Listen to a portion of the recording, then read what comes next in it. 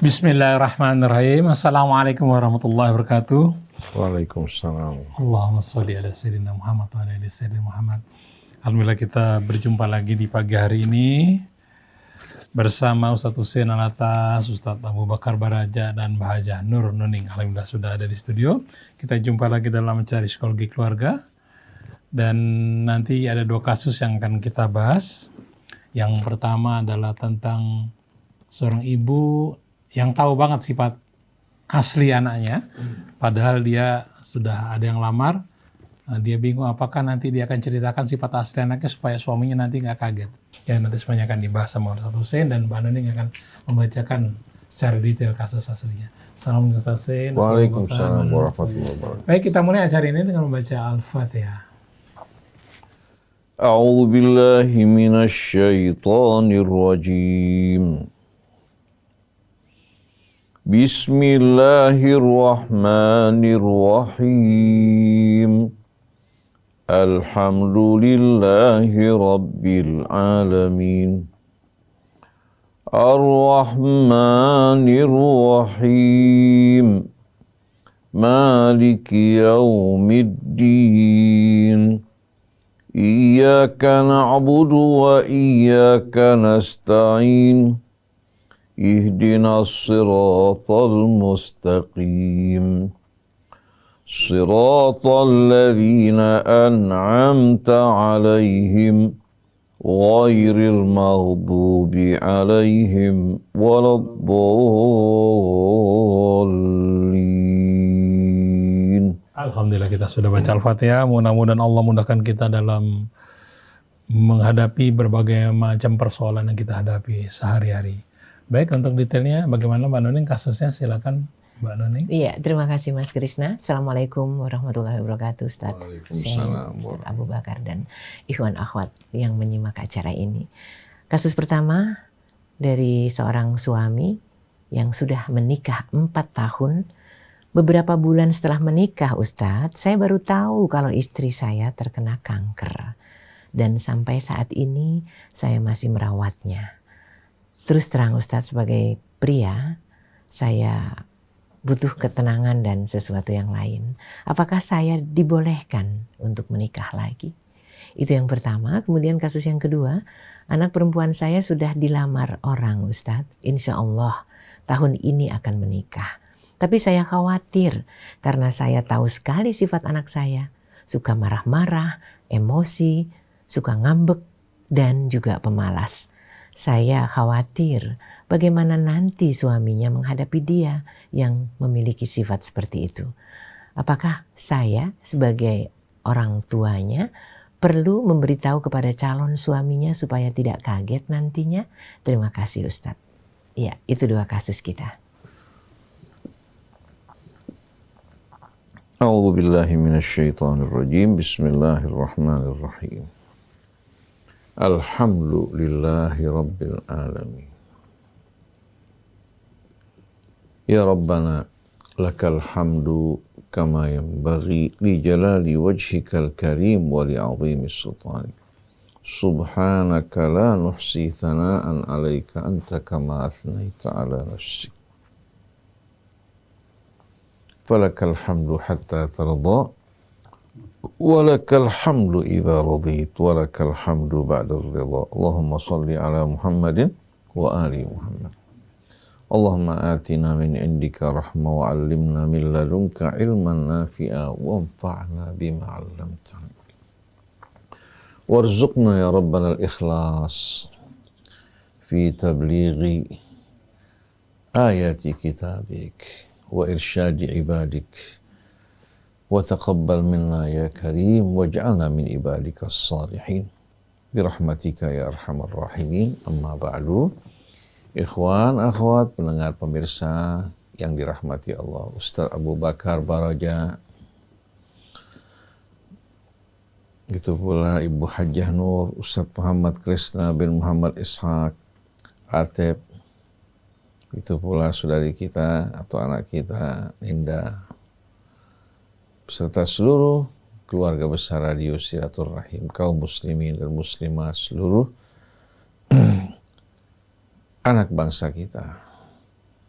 yang juga merupakan saudara yang berasal dari ayah ibu yang sama. Semoga Allah Subhanahu wa taala menyempurnakan nikmatnya dengan memberikan bimbingan hidayah kepada kita untuk berjalan di atas jalannya, mengikuti petunjuknya. Allah menerangi jiwa kita dengan cahayanya. Semoga Allah menjauhkan kita dari berbagai macam tipu daya syaitan, menganugerahkan kita ketakwaan, kesabaran, keikhlasan, demikian pula kebijaksanaan. Amma ba'du. Para pendengar, pemirsa yang dirahmati Allah, di hadapan kita terdapat dua kasus.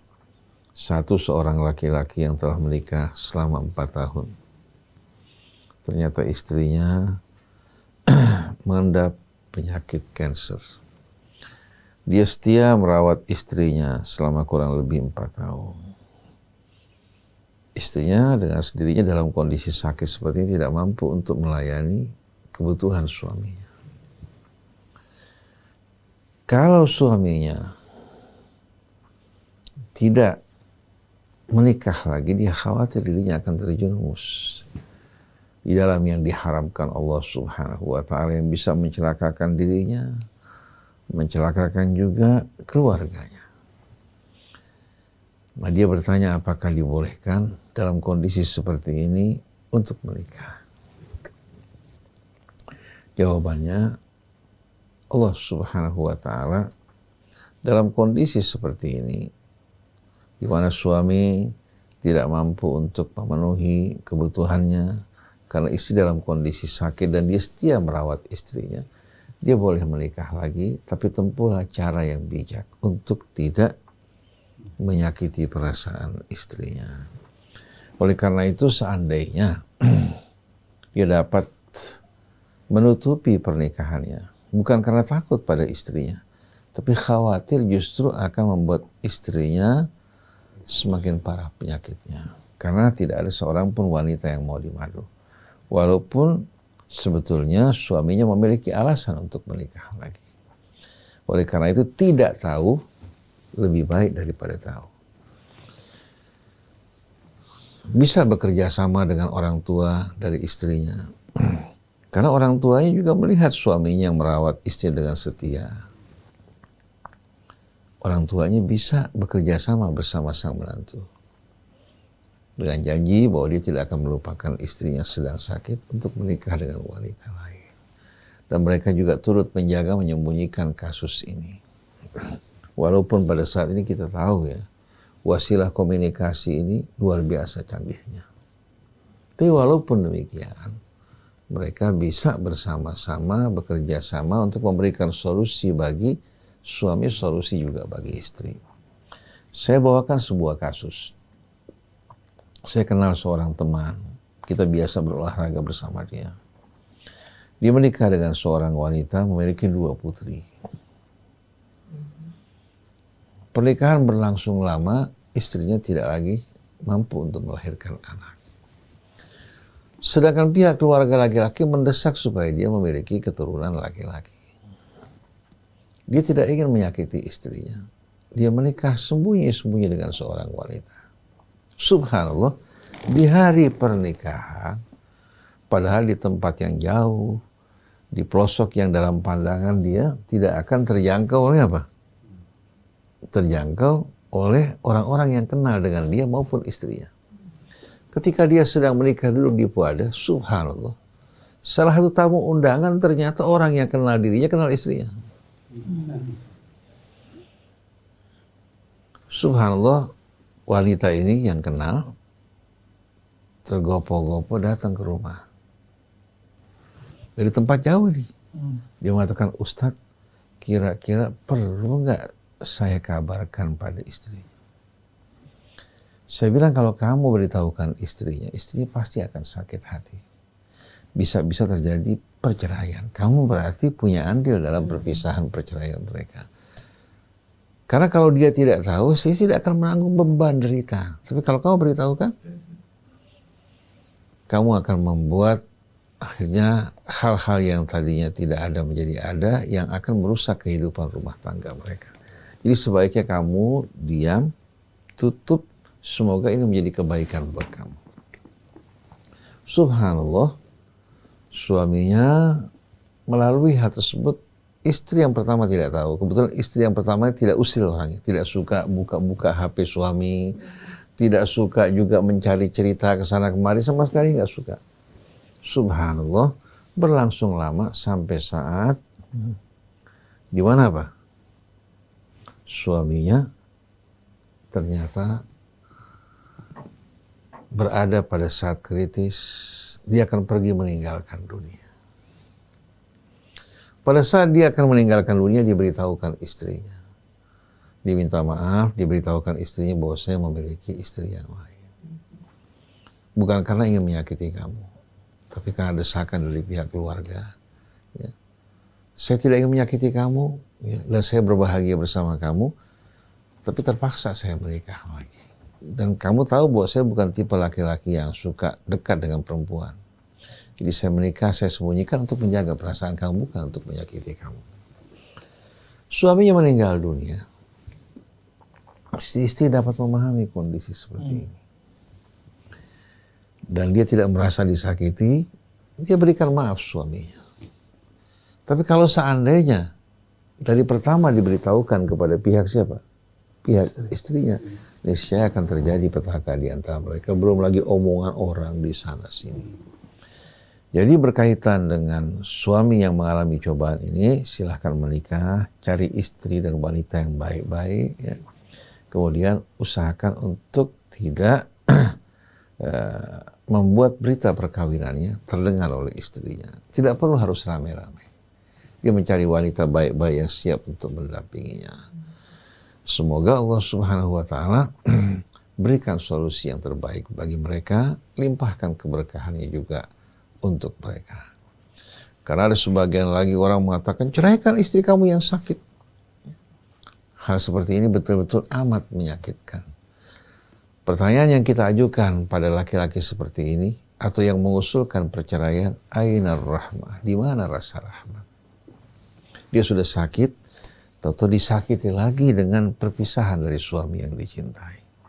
Suami bersabar, merawat istri, insya Allah akan mendapatkan ganjaran yang mulia di sisi Allah Subhanahu wa Ta'ala. Terkadang kebalikannya terjadi. Suami menikah bersama seorang wanita, hidup berumah tangga beberapa tahun, suaminya kecelakaan. Menjadi orang yang tidak berdaya. Istrinya dengan setia merawat suaminya. Bahkan sampai-sampai dia berhenti bekerja karena tidak mau tergoda oleh gangguan di luar. Dia rawat suaminya.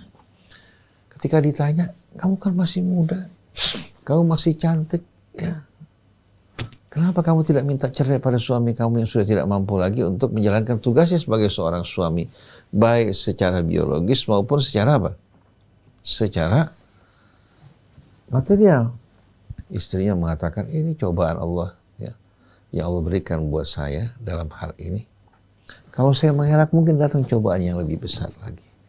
Kehidupan dunia tidak lama. Waladdarul akhiratu khairul lilladzina yattaquna afala ta'qilun. Sungguhnya kehidupan akhirat jauh lebih baik bagi orang yang bertakwa, bagi orang-orang yang berakal. Jadi kalau seorang menimbang, memperhatikan apa yang Allah janjikan di hari akhir nanti, dia tidak akan berpikir secara apa? Secara duniawi yang sempit. Dia ngabdikan dirinya untuk suaminya, bahkan sampai suaminya mengingatkan dia, kalau kamu ingin berpisah dengan saya, ingin menikah dengan pria lain, saya izinkan kamu. Istrinya menolak sama sekali. Menolak dengan tegas. Karena walaupun hanya beberapa tahun bersama suaminya, dia temukan suaminya penuh perhatian, penuh kasih sayang, peduli terhadap dirinya. Masa pada saat dia tidak berdaya, istri mencampakkan dirinya. Oleh karena itu, hendaknya laki-laki memperlakukan istrinya dengan mulia. Ada saat-saat jaya, ada saat-saat tidak berdaya. Kalau dia perlakukan istrinya dengan mulia, pada saat dia jaya, istrinya pasti akan mengingat kebaikannya. Kalau dia wanita mulia. Begitu juga kebalikannya. Wanita pada saat cantik, muda, belia, hendaknya jangan lupa perlakukan suami dengan mulia. Pada saat dia tidak berdaya, suaminya akan mengingat kebaikannya. Ini yang ditanyakan Sayyidina Umar. Ketika seorang laki-laki mengatakan, saya ingin menceraikan istri saya. Ditanya apa alasannya? Dijawab, karena saya tidak suka lagi sama dia. Dia sudah tidak secantik dulu lagi, tidak lagi menarik. Dijawab oleh Sayyidina Umar, fa'ainar rahmah. Di mana rasa rahmat? Manusia kalau kehilangan rasa rahmat, kehilangan kemanusiaannya. Bahkan binatang, seekor harimau yang begitu menyeramkan, penuh kasih sayang pada anaknya. Jadi kalau sudah orang kehilangan rasa rahmat di hatinya, hanya pada saat istri yang menarik, cantik, ya, diperlakukan dengan baik, begitu mulai penuh dengan kerutan, penuh dengan berbagai macam guratan di perutnya, karena melahirkan anaknya, mulai pandangannya beralih kepada wanita lain. Ainar rahmah. Kehidupan binatang ternyata masih lebih baik daripada kehidupan manusia seperti ini. Jadi hendaknya jangan pernah kita kehilangan rasa rahmat yang akan membuat seseorang menjadi indah. Tapi begitu rahmat hilang, walaupun wajahnya tampan, wajahnya cantik, keindahannya akan hilang. Jadi berkaitan dengan pria yang sedang menghadapi cobaan seperti ini, hendaknya tempuh cara yang bijak untuk tidak menyakiti semuanya. Nah, persoalan yang kedua, seorang ibu mempunyai seorang anak wanita yang kebetulan agak sedikit keras wataknya, suka ngambek, suka marah, ya. Juga malas. Apakah perlu saya beritahukan pada calon suami yang sudah melamar dirinya? Artinya kalau ibu ingin memberikan nasihat, masukan bagi suami, anak saya ini masih kanak-kanak, ya, masih belum dewasa. Oleh karena itu saya titipkan anak saya kepada kamu agar kamu bisa membimbing dirinya, memberikan nasihat yang baik. Dan perlu ibu ingat, sikap seorang wanita pada suami yang dicintai akan berbeda dengan sikapnya pada kedua orang tuanya. Kalau terhadap kedua orang tua lebih banyak manjanya, karena bagaimanapun dia marah, dia ngambek, orang tuanya pasti akan mengalah. Betul nggak Bu nih? Ya. Tapi kalau terhadap suami yang dia suka, yang penting dia cintai, dia sukai suaminya, insya Allah yang tadinya malas akan rajin. Yang tadinya ngambek-ngambek, marah-marah akan berubah jadi seorang wanita yang jaim. Dan saya temukan hal ini, seorang perempuan terhadap ayahnya kalau marah-marah yang luar biasa. Kalau ngambek-ngambeknya juga luar biasa. Sampai orang tuanya bingung bagaimana kalau dia menikah nanti. Subhanallah, dia menikah dengan seorang laki-laki yang cukup sabar. Ngayomi dia. Begitu dia cinta pada suaminya, begitu dia memiliki anak, berubah. Memang pertama-tama ya nggak gampang untuk merubah kebiasaan. Tapi begitu dia berumah tangga, ya, mulai wataknya, pribadinya berubah. Yang penting mantu ibu yang laki-laki ini ya suka pada anak ibu dan siap bersabar. Bukan hanya menerima kesempurnaannya, juga siap menerima kekurangannya. Betul tidak? Dan laki-laki juga begitu. Sebaliknya perempuan juga harus, jangan hanya apa, melihat pada saat-saat indah ketika berpacaran, begitu berumah tangga, saya nggak sangka ternyata kamu pada saat berpacaran berbeda dengan saat kamu berumah tangga. Ya kalau berpacaran kan di rumah dandan yang rapi, perhatian, betul nggak, menutupi yang kurang, menampakkan yang baik dan indah. Nah ini jeleknya masa-masa berpacaran. Akhirnya terkadang manisnya sudah dihisap sebelumnya, yang tertinggal hanya ampas-ampasnya. Maka kalau orang menikah sebaiknya jangan pernah laki-laki masuk melalui jendela, termasuk masuk pintu rumah. Ketemu sama orang tuanya, kemudian lihat kalau seandainya Allah menjodohkan mereka, mereka tidak mengalami hal-hal yang kurang baik. Kalau tidak dijodohkan, tidak berat bagi mereka untuk berpisah. Tapi kalau sudah cinta duluan, dengan sendirinya berat mereka untuk berpisah. Akhirnya terkadang si wanita membangkang atau si laki-laki menentang keluarganya, akhirnya menimbulkan luka sebelum mereka memasuki kehidupan rumah tangga.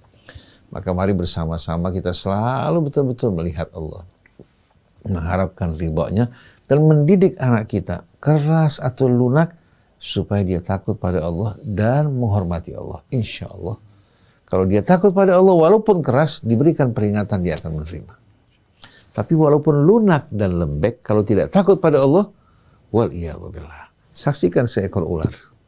Lembut dan lunak, tapi bisanya amat menakutkan. Begitu juga wanita yang tidak takut pada Allah, betapapun cantik dan tinggi pendidikannya, dia bisa melakukan banyak hal. Sampai dalam sebuah riwayat, walaupun dari sisi sanad kurang baik, ada sebuah riwayat menyebutkan iyyakum wa khadra'ad diman.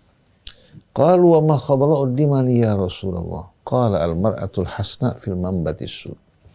Hati-hati kalian dari khadra'ad diman. Khadra'ad diman ini diartikan ya, pada ungkapan berikutnya ketika sahabat bertanya, apa yang dimaksudkan dengan khadra'ad diman? Dia mengatakan apa? Al-mar'atul hasna fil manbatis su. Perempuan cantik tumbuh dalam lingkungan yang kurang baik. Hingga budayanya, tradisinya, cara hidupnya jauh dari Allah. Asalnya pohon yang tumbuh di area yang beracun. Jadi carilah wanita yang salihah, yang bertakwa. Begitu juga wanita, cari pria yang saleh, yang bertakwa pada Allah Subhanahu wa Ta'ala sebelum melihat posturnya, ya, pendidikannya. Begitu juga dari sisi materinya. Lihat iman dan takwanya pada Allah. Ini insya Allah merupakan jaminan kebahagiaan buat kalian. Wallahu a'lam. Jadi Mas Krishna, white lies perlu juga ya untuk tidak melukai perasaan orang. Oke, bagaimana yang akan kita peroleh gambaran dari Ustadz Abu Bakar Baraja? Silakan. Bismillahirrahmanirrahim. Assalamualaikum warahmatullahi wabarakatuh. Waalaikumsalam warahmatullahi wabarakatuh. Alhamdulillah, Allah memberikan sesuatunya yang tidak akan pernah sia-sia. Allah tidak akan pernah memberikan apapun yang terjadi pada kita itu yang akan menyakitkan kita. Dan Allah tidak akan pernah mau membuat hambanya tersiksa. Tapi apa yang harus dilakukan apabila terjadi sesuatu yang kita tidak sangka-sangka? Itu pun ada kebaikan di sana. Ada beberapa kebaikan yang harus kita dapatkan. Kejadian yang kita alami pasti ada kebaikannya. Terjadi sesuatu yang menyakitkan kita, yang membuat kita menjadi tidak nyaman, membuat kita tidak menyenangkan, karena pada saat kejadian tersebut pikiran kita di luar dari apa yang kita dapatkan kebaikannya. Yang kita perhatikan adalah yang tidak enak. Kasus pertama menjelaskan bahwa pada saat kita mendapatkan itu, kita kaget. Bisa saja kita kecewa. Bisa saja kita marah. Tapi adakah kebaikan di dalam itu? Insya Allah ada. Berbagai macam cara pasti bisa kita lalui. Seperti yang tadi sudah dijelaskan, bahwa bolehkah? Boleh, namun bagaimana caranya? Belajar dari peristiwa tersebutlah kita mampu menerima. Proses penerimaan ini yang harus bisa pada setiap manusia mampu melihatnya. Saya yakin sang istri tidak mau menerima rasa sakit itu. Namun ketika merasakan sakit tersebut, terjadi suatu hal yang seperti tersebut, mampu nggak dia menerima? Jika dia menikah, kemudian suaminya bisa menerima, alangkah dia segernya, semangatnya. Mungkin pada satu saat dia akan memberikan sesuatu yang lebih, yang kita cari, yang kita inginkan. Mungkin kita tidak dapatkan di situ, kita akan dapatkan yang lainnya. Maka boleh, dalam artian menikah lagi, boleh. Namun bagaimana caranya? Bagaimana kita mampu? Ya. Nah, boleh menikah lagi. Namun bagaimana caranya? Bagaimana kita mampu membuat situasi tersebut menjadi sesuatu yang baik. Karena Allah menginginkan yang baik, bukan berarti tidak boleh. Namun boleh, tapi bagaimana caranya situasi tersebut menjadi kebaikan buat diri kita maupun buat istri kita yang sedang mengalami rasa sakit itu.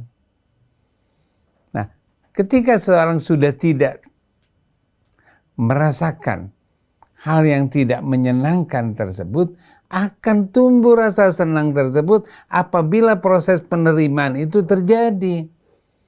Kita menerima kalau diri kita sakit, kita menerima istri kita sakit, kita menerima anak kita sakit, kita menerima semuanya. Maka perjalanan penerimaan itulah yang membuat kebahagiaan buat diri kita.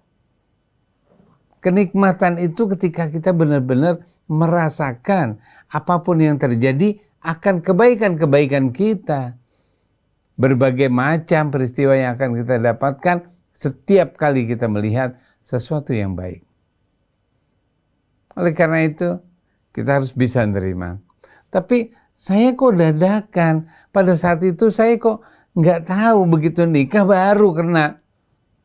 Oke, kita nggak inginkan, tapi sebaiknya seperti yang tadi dijelaskan, kalau seandainya anaknya ada sesuatu kekurangan, sampaikan kepada calonnya. Namun bagaimana menyampaikannya?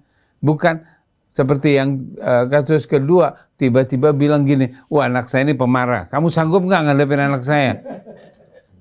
Kalau dibilang kayak gitu, nggak sanggup. Ya, anak saya lagi sakit kanker nih, kamu mau menikah sama anak saya yang sakit kanker? Nggak mau. Ya, tapi bagaimana caranya ketika dia menginginkan anak kita sakit atau ada kekurangan sedikit, sampaikan dengan bijaksana.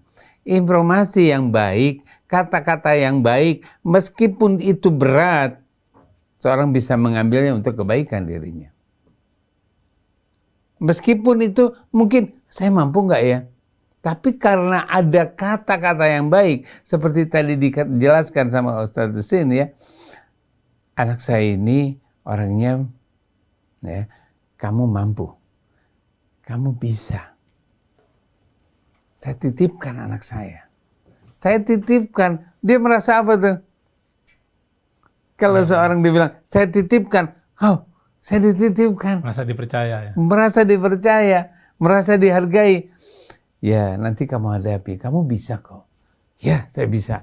Yang berpikirnya dia, ya paling dicemberut, paling dicemburuan. Paling kan begitu. Ya, tapi rasa yang dirasakan.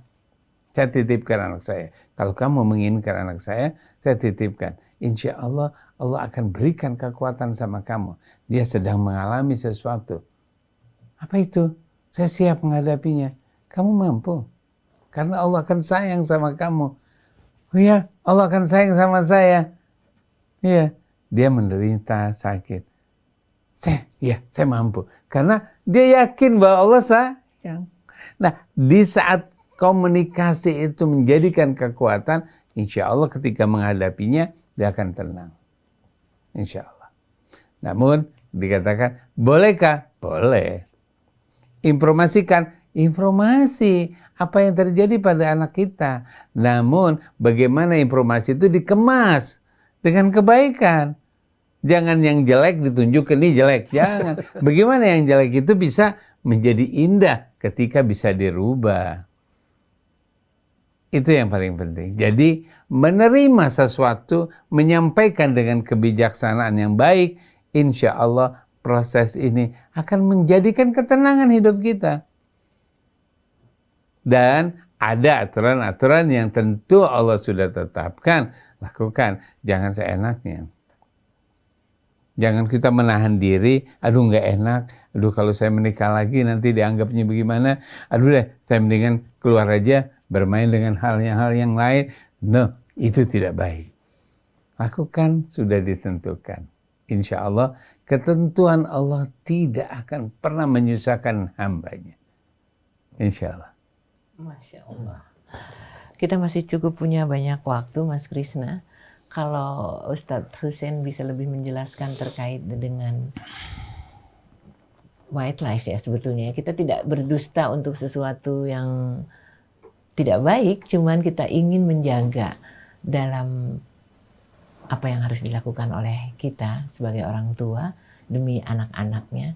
Seberapa jauh, seberapa boleh di dalam Islam kita menyampaikan sesuatu, memperbaiki diksi dan pilihan kalimat, tetapi sebetulnya tidak memberikan persis gambaran terhadap apa yang sebetulnya ada. Itu bagaimana, Ustaz? Bismillahirrahmanirrahim. Tidak semua yang kita tahu, tidak semua berita layak untuk disampaikan. Oleh karena itu kalau kita membuka Sahih Muslim, kita akan menjumpai ucapan kafa bil mar'i ithman an tuhadditsan nasa bi kulli ma ta'lam. Seorang cukup melakukan sebuah dosa kalau dia membicarakan semua yang dia tahu. Karena terkadang yang mendengar tidak mampu untuk mencerna, memahami ataupun menerima, atau respon yang diterima sifatnya negatif. Oleh karena itu di antara kebijaksanaan bicara sesuai dengan apa? Sesuai dengan kebutuhan. Oleh karena itu dalam Al-Balaghatul Arabiyah, dalam ilmu balaghah, ya, itu ketika mereka mendefinisikan balaghah itu mutabaqatul kalam li muqtadal hal. Jadi pembicaraan yang kita bicarakan sesuai dengan apa? Dengan keadaan dan kondisi yang butuhkan, tidak lebih, tidak kurang. Justru lebih yang dibutuhkan bagi yang bersangkutan yang kita peduli. Betul. Karena kalau semua yang kita tahu, semua yang kita rasakan, kita ungkapkan, apa jadi? Saya ambil contoh, satu kejadian. Kejadiannya terjadi di Mesir. Kebetulan seorang laki-laki, dia menikahi beberapa istri. Dia perlakukan mereka dengan cara yang adil. Dia orang yang mampu, diperlakukan dengan cara yang adil. Salah satu istrinya bertanya pada suaminya, saya ingin jawaban yang jujur dari kamu. Sebetulnya di antara kita berempat nih, siapa sih yang paling kamu cintai? Si istri mengatakan, saya mencintai kalian dengan sama, masing-masing punya kelebihan. Tapi selalu si wanita ini mendesak, saya ingin kamu bersikap jujur. Dan saya senang kalau kamu bersikap jujur. Karena seringnya si wanita bertanya, si laki-laki capek. Akhirnya dia mengatakan, kalau kamu ingin kejujuran, di antara istri saya 4, ya, masing-masing punya kelebihan, tapi yang satu ini taat. Sikapnya juga tidak pernah sama sekali menyakiti saya. Dan tidak bertanya pada hal-hal yang tidak diperlukan, sampai saya memberitahukan padanya. Ya. Saya merasakan duduk bersama dia nyaman, walaupun bersama yang lain juga nyaman, tapi bersama dia lebih nyaman. Si perempuan ketika mendengar jawabannya menangis dia. Kenapa kamu tidak berbohong pada saya? Si laki-laki terkejut. Kan kamu bilang. Minta. Supaya saya bersikap jujur. Jujur yang saya inginkan tuh jujur, ya. Tapi apa? Kebohongan yang apa? Yang didengar oleh saya. Kebohongan yang didengar di telinga saya sebagai kejujuran. Jadi laki-laki seharusnya, jadi dia maksudkan, ya, kejujuran yang diinginkan wanita ini apa?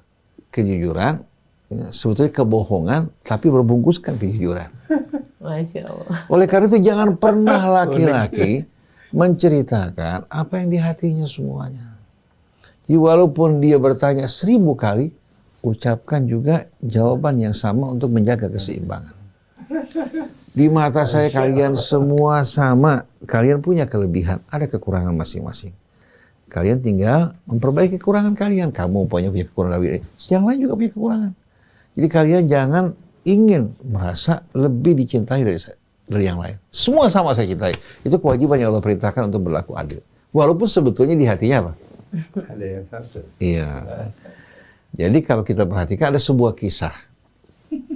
Karena jaraknya cukup jauh, ya, terjadi pada keluarga Nabi kita Muhammad Shallallahu Alaihi Wasallam. Kisah dalam sejarah ini bisa benar, bisa tidak benar. Saya tidak berani menjamin. Cuma kisah ini pelajaran yang bermanfaat buat kita. Di antara istri Nabi kan kita tahu, ya, yang berstatus gadis hanya Sayyidah Aisyah. Yang lainnya merupakan wanita yang telah menjaga. Nah, Sayyidah Aisyah berkata pada Zainab. Zainab ini sepupu Rasulullah juga. Sepupu Rasul yang dulu menikah dengan Zaid bin Harithah. Aisyah mengatakan bahwa saya putri Abu Bakar sahabat Rasul. dan menikah dengan Rasul sebagai seorang wanita yang masih gadis. Sedangkan kamu menikah sebagai seorang wanita yang telah menjanda. Biasa kan perempuan suka merasa ingin lebih dicintai. Betul nggak? Persaingan di antara perempuan, walaupun istri Nabi tetap ada. Nggak mungkin sama sekali. Kecuali kalau bukan wanita. Yang namanya wanita pasti dia ingin kalau suaminya menikah beberapa istri, dia yang paling dicintai. Oleh karena itu dalam riwayat kita jumpai hal-hal seperti ini. Akhirnya terdengar berita ini kepada Rasulullah SAW. Nah, di antaranya juga katanya ucapan terhadap Safiyah binti Huyai bin Akhtab. Ayah saya, sahabat Nabi, sedangkan ayah kamu, itu Huyai bin Akhtab, orang yang memusuhi Nabi. Bahkan yang menghasut dalam peperangan Ahzab. Berita ini terdengar di telinga Rasulullah SAW. Rasulullah memberikan jawaban bagi Zainab maupun bagi siapa? Bagi Safiyah. Katakan pada Aisyah, kalau kamu menikah, orang tua kamu yang menikahkan kamu. Kalau saya menikah, yang menikahkan Allah langsung. Falamma qada Zaidun minha watara zawwajnakaha. Setelah Zaid mengakhiri hubungannya dengan Zainab, kami nikahkan engkau wahai Rasulullah dengan Rasulullah. Karena diuji, Zainab bersabar menerima, begitu berpisah, Rasulullah nikahkan Zainab langsung dengan Rasulullah. Jadi bukan orang tuanya yang menikahkan. Sofia, kamu katakan pada Aisyah, ayah kamu adalah seorang sahabat Rasul. Sedangkan ayah saya adalah Musa. Dan paman saya adalah Harun. Karena seorang yang kafir terputus dari silsilah nasab. Kembali kepada apa? Dan dia cucu Nabi Musa dan juga ponakan Nabi Harun. Oleh karena itu perhatikan. Sayyidah Maryam ketika ditegur oleh kaumnya apa? Ya ukhta Harun, makana abuki mra'a sau'in wa makanat ummuki baghiyah. Ya ukhta Harun siapa? Wahai saudari kami dari keturunan Harun. Harun Nabi Allah, bukan berarti dia saudarinya Harun. Ya ukhta Harun maksudnya ya ukhtana ya, min banati Harun. Begitu juga ya akhal Arab, wahai saudara kami dari bangsa Arab. Jadi kita lihat bagaimana Rasulullah menjaga keseimbangan di antara istrinya. Karena kalau yang satu merasa apa? Tersisih, pasti akan menimbulkan hal yang tidak-tidak. Nah, Aisyah sebagai seorang gadis, putri sahabat Rasul, dengan sendirinya ada perasaan bahwa dia apa? Lebih dicintai oleh Rasulullah SAW. Nah, kalau orang punya istri lebih dari satu, jaga keseimbangan. Oleh karena itu Allah berfirman, fa'in khiftum alla tuqsitu fil yatama. Kalau kalian takut tidak bisa berlaku adil pada anak-anak yatim. Di sini digunakan kata aqsata yuqsitu. Biasanya adil dalam pembahagian dalam pemberian. Kalau kalian menikah dengan anak yatim, karena statusnya yatim, Pak Krisna, orang tuanya juga nggak ada, seringkali laki-laki suka apa? Meremehkan dirinya. Bahkan terkadang maharnya nggak diberikan. Nah, terjadi pada bangsa Arab dulu. Kalau seorang paman merawat kemenakannya karena saudaranya meninggal dunia, dia punya harta. Supaya harta ini nggak pergi kemana-mana, dia suruh anak laki-lakinya menikahi kemenakannya yang berada di bawah rawat. Nah, dinikahi ini perempuan, tapi maharnya nggak diberikan. Hartanya dikuasai. Oleh karena itu, Allah bilang, kalau kalian tidak bisa memperlakukan anak yatim dengan cara yang baik dan mulia, fankihu ma thaba lakum minan nisa'i mathna wa thulatha wa ruba', maka menghindari kezaliman, menikahlah kalian dengan wanita yang kalian sukai, baik itu dengan menduakan istri, meninggalkan istri atau 4 istri. Jadi ini bukan perintah, tapi solusi bagi orang yang takut berbuat kezaliman, memperlakukan anak yatim, atau menikah semua orang kampung, mentang-mentang orang-orang kampung, ya, yang nggak berdaya, diberikan uang sedikit senang, dia girs maunya sebulan sekali, 2 bulan sekali, terkadang dibuat terkatung-katung. Ini perbuatan zalim yang dimurkai Allah. Kalau kalian bakal berbuat seperti ini, mendingan jangan lakukan. Lalu Allah lanjutkan, fa in khiftum alla ta'dilu fawahidah. Tapi kalau kalian nggak mampu menjaga keseimbangan, yang pertama apa? Tuqsitu, Yang kedua, ta'dilu. Apa bedanya? Kalau tuqsitu itu adil dalam pemberian. Tapi kalau ada la ya'dilu, keseimbangan. Jadi kalau orang sudah punya 2, 3, 4, yang dituntut keseimbangan. Nah, kalau dia miring, bagaimana bisa merawat, betul nggak? Bisa memiliki 2, 3 istri.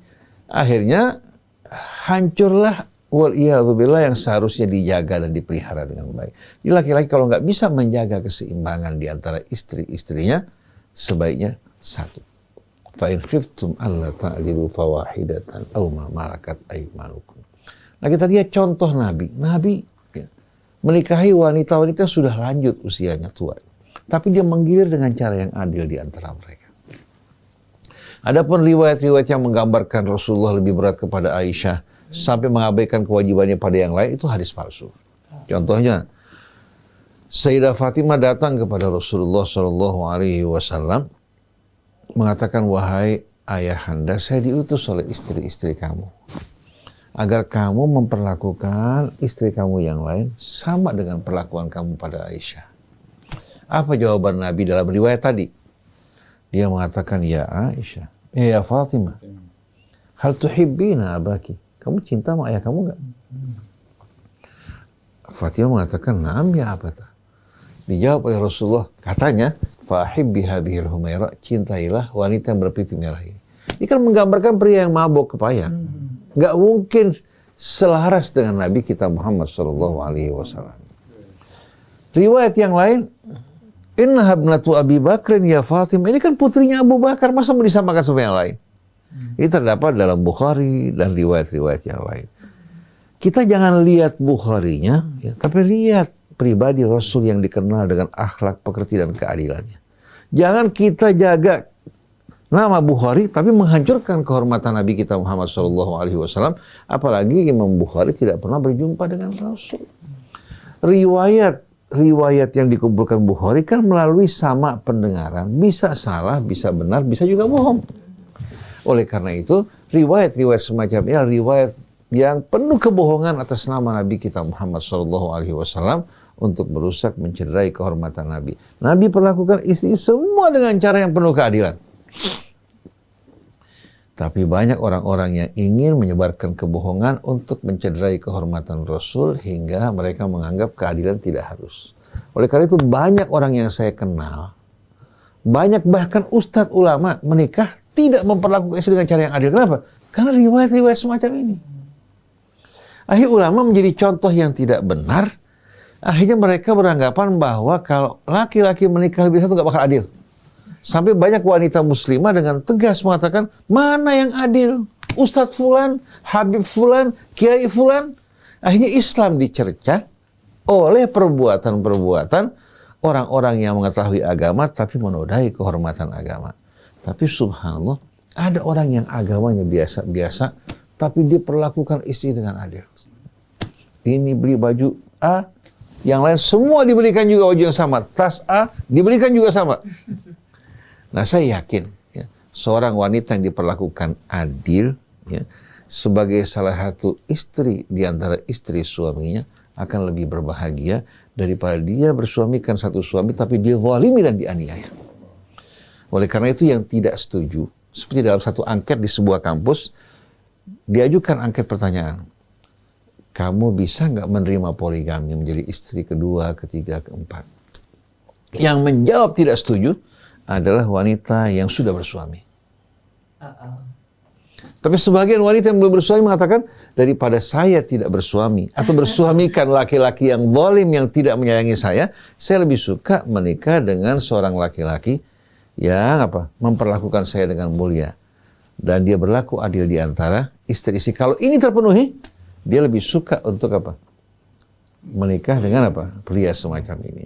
Tapi saya yakin memang tidak semua orang bisa. Oleh karena itu ini bukan perintah dari Allah, solusi bagi mereka yang memenuhi syarat untuk berumah tangga. Bukan hanya orang yang ingin mencoba-coba, habis manis sepah dibuang. Wallahu a'lam.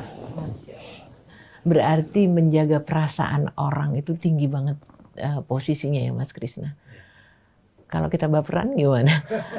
Mungkin Ustadz Abu Bakar bisa menambahkan bagaimana membuat kita semuanya mampu, sanggup, adil dalam tanda petik dan tidak melukai siapapun meskipun kita sudah hancur lebur dibanting kanan kiri.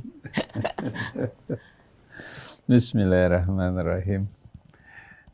Rasanya berat kalau kita pikul.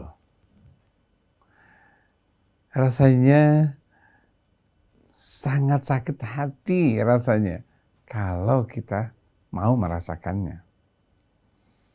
Tapi semua itu akan bisa kita pikul dengan ringan kalau kita mampu. Kalau kita bisa. Kita nggak akan merasakan sakit hati kalau kita bisa memperhatikan mana kebahagiaan kita di situ. Mau satu, mau dua, mau tiga, lihat kebahagiaan kita di situ. Atau kalau kita memilih satu, itulah kebahagiaan kita. Kalau kita bisa mengambil dua, karena itu bahagia kita. Bagaimana kita mampu mengambil kebahagiaan kita? Disinilah bagaimana kita mengenal, mengukur diri kita.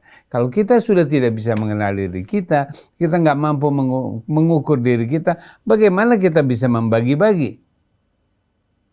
Dengan membagi satu saja sangat sulit. Bagaimana kita membagi dua? Ya, bagaimana orang yang menerimanya? Kalau kita tidak bisa membagi, untuk diri kita saja kita tidak mampu membaginya, bagaimana kita bisa membagi orang lain? Oleh karena itu, pelajari dulu apa yang sebaiknya yang harus kita lakukan. Oleh karena itu, mari perhatikan kebutuhan mana yang penting. Prioritas apa yang harus kita ambil. Disitulah tepatnya bahwa Allah memberikan kesempatan seseorang boleh atau tidak boleh. Tidak boleh kita paksakan diri kita. Tidak boleh kita seenaknya. Tidak. Di situ ada tempatnya yang namanya boleh dan yang namanya tidak boleh. Oleh karena itu, perhatikan itu. Jangan kita mempermainkan permainan kita. Oleh kita akan berantakan. Bagaimana kita mampu menggunakannya, itulah yang terbaik. Insya Allah. Perhatikan bagaimana kita mampu mengenal diri kita, bagaimana kita mampu mengukur diri kita untuk kita bisa membagi bersama-sama dengan yang kita akan hadapi. Terima kasih. Terima kasih berkaitan masalah keadilan. Pelajaran buat saya, buat para pendengar sekalian yang telah menjadi orang tua, berlaku adil bukan hanya diwajibkan pada istri kita, pada anak. Saya berikan contoh. Yang membuat saudara-saudara Yakub merencanakan makar untuk melenyapkan Yusuf. Apa sebabnya? Karena mereka melihat Yusuf lebih dicintai oleh ayahnya, melebihi mereka. Padahal ini anak-anak Nabi. Mereka mengatakan la Yusufu ahabbu ila abina minna wa nahnu usbah inna abana lafi dhalalin mubin.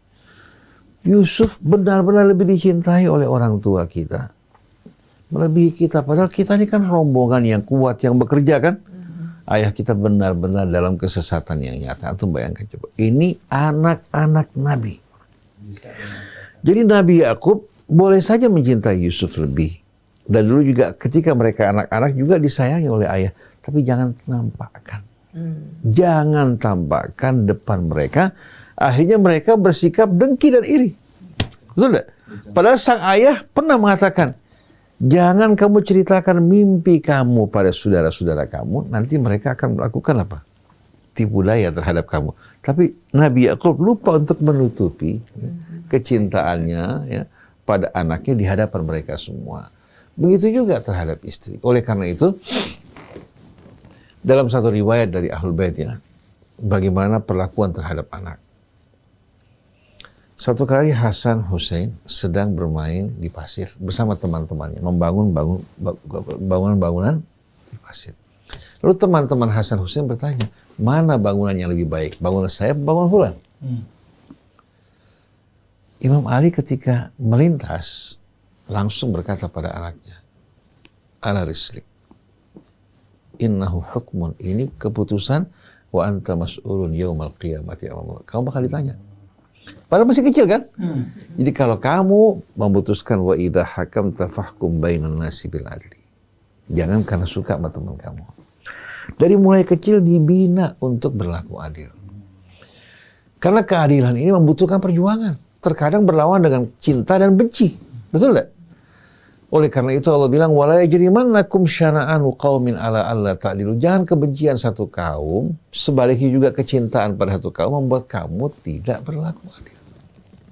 Oleh karena itu dalam riwayat dari Ahlul Bait, innallaha yuhibbu an ta'dilu baina auladikum hatta fit takbir. Allah suka kalian memperlakukan anak kalian dengan adil walaupun dalam kecupan. Kalau kita pulang dari luar, kita rangkul yang kecil, yang besar juga dirangkul. Jangan dibilang kan udah besar, anak Nabi Allah Ya'qub sudah dewasa. Betul nggak? Jadi jangan merasa bahwasannya apa? Ini lebih diperhatikan dari yang lain. Laki perempuan rangkul peluk mereka dengan cara baik. Berikan perasaan yang sama buat mereka. Begitu juga dalam sebuah kisah Nabi kita, ketika seorang datang pada Rasulullah, sahabat yang cukup besar, ingin memberikan hadiah buat anaknya, dia ingin Rasulullah menjadi saksi. Rasulullah bertanya, yang lain kamu berikan tidak? Tidak ya Rasulullah. Rasulullah mengatakan, bagaimana kau minta saya bersaksi terhadap kezaliman? Kau berikan yang ini, yang lain tidak diberikan. Kalau kalian ingin anak kalian berbakti pada kalian dan penuh kecintaan di antara mereka, perlakukan mereka dengan cara yang adil. Yang jelas, keadilan ini merupakan kebutuhan dalam seluruh aspek kehidupan kita, baik rumah tangga, antara suami dan istri-istrinya, antara suami dan anak-anaknya, bahkan terhadap pembantu rumah tangga, terhadap masyarakat di sekitar kita. Kalau keadilan ditegakkan, rahmat keberkahan akan turun buat kita. Nah, negeri kita ini persoalan yang paling utama yang merusak negeri kita ini ketidakadilan. Ketidakadilan bukan hanya dari atas. Yang di bawah juga kalau naik ke atas bisa berubah tidak adil. Karena yang di atas sekarang juga dulu di bawah. Waktu berkampanye juga keliling, bekerja untuk kepentingan rakyat sampai di atas, lupa akan ucapan dan janjinya. Jadi yang penting untuk kita semua, kalau negara ini ingin baik, pilih pemimpin yang takut pada Allah Ta'ala. Dan betul-betul ingin berjuang untuk rakyatnya dan penuh keadilan. Dan rakyat juga harus punya kontrol. Jadi kalau pemimpin salah, tegur, bukan disanjung, bukan dijunjung. Kita ini punya penyakit, majelis taklim. Kalau pejabat nggak datang, nyesel. Kami menyesal, bersedih, acara kami tidak dihadiri oleh Bapak Lurah atau Bapak Camat. Kenapa? Atau kalau orang kaya datang disambut secara berlebih-lebihan, kenapa coba? Hendaknya betul-betul perlakukan orang dengan cara yang sama. Mau pejabat kecil, mau pejabat tinggi, rakyat jelata, perlakukan dengan cara yang sama. Insya Allah kalau kita biasakan hidup dengan keadilan, tidak ada orang yang tersakiti insya Allah. Subhanakallahumma wa bihamdik, asyhadu an la ilaha illa anta astaghfiruka wa atubu ilaik. Alhamdulillah. Terima kasih Ustaz Abu Bakar. Iwan Anawat ternyata untuk membangun keluarga yang sakinah mawaddah warahmah, semua ada ilmunya. Tadi sudah diuraikan oleh guru-guru kita, Ustaz Husain dan Ustaz Abu Bakar. Mudah-mudahan menjadi pelajaran bagi kitanya semuanya. Bagaimana berumah tangga. Baik, saya Muhammad Krishna, juga Anis Mualim, Atep, Setiabudi, Yusuf Subangkit, mohon pamit. Wabillahi taufiq wal hidayah. Wassalamualaikum warahmatullahi wabarakatuh. Waalaikumsalam warahmatullahi wabarakatuh.